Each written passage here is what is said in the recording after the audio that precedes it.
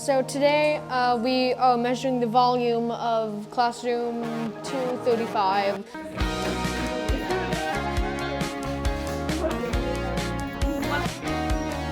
We are working with volume. And so one of my students actually decided that she was like, I know how to use volume, I know how to do it. And so she gave me the typical formula for volume of a prism. I wanted her to get a better understanding, and obviously not just her, but the entire classroom of volume. And so I had this idea of measuring the classroom that we were in because it was a prism. Like when I walked into school today, I didn't expect, I'm gonna measure the volume of a classroom. This is the room, roughly. The windows, the doors, the length, width, height.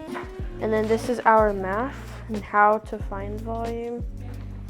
And that's our answer. And I don't care about the right answer. Even when I grade their tests, I always tell them to show their work, because the way that even I grade my tests and the way that the IB wants us to grade our tests is using that same mentality of let's focus on the procedure. And yes, the answer is important, but let's look at the whole picture, not just the final product.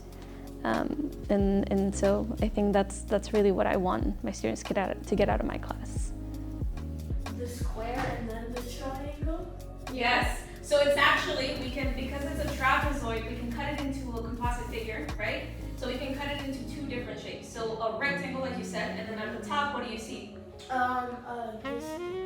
What is that thing called? Triangle. A triangle. They had to come up with a plan of action, develop a plan so that really focuses on the curiosity and the exploration aspect of it and the problem-solving skills. Then after they developed their own plan, they actually did the work and saw how everything was related to the mathematical concepts we were learning.